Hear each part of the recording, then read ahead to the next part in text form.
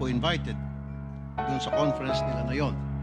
I waited for today's hearing to confront the resourceful persons they present. Yeah.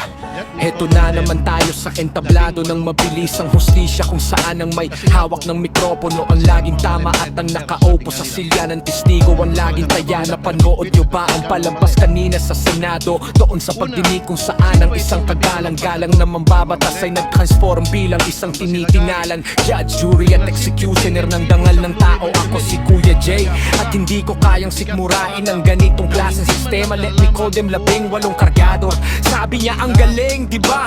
Ang talas ng dila may halo pang pilosopya na parang nanggagaling sa tugatog ng kadalisayan. Ginamit ang salitang kargador para bawasan ang bitit ng kanilang testimonya. Kasi nga naman sa lohika ng ating bida, kapag ang isang tao ay taga-bitbit lang ng maleta, automatic ba na ang utak at dila niya ay wala ng kwenta? Sabi ba niya palpak sila dahil lang sa kanilang nakaraan? Dahil sa Disano Rob Discourage, napaka-pilosopong pananaw. Ibig sabihin ba, senador, ang katotohanan sa bansang ito ay may pinipiling resume na kapag ang isang tao ay nagkaroon ng lamat ang nakaraan, ang lahat ba ng makikita at maririnig niya sa kasalukuyan ay isa ng malaking kasinungalingan? Kung ganyan ang lohika natin, edi isara na natin ng mga korte, sunugin na natin ang mga batas at magtayo na lang tayo ng programa sa radyo kung saan ang hatol ay nakabase sa kung sino ang mas malakas sumigaw.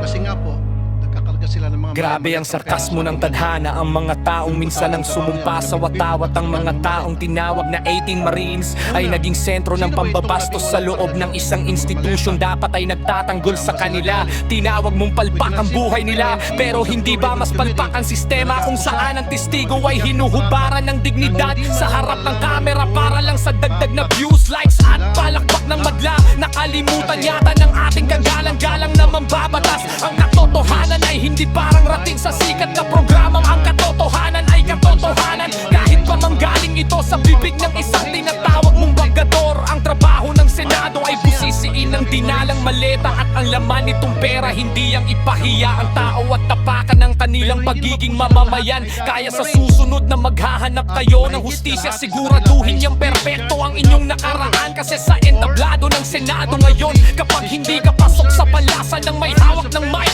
kahit anong isiwalat mo ang hatol sa'yo, isa ka lang kargador at palpak na saksi sa mata ng batas ng mga sikat. I waited for today's hearing to confront the resourceful persons they present. Let me call on them 18 kargador. Kasi nga po, nagkakarga sila ng mga maletang pera, sabi nga nila.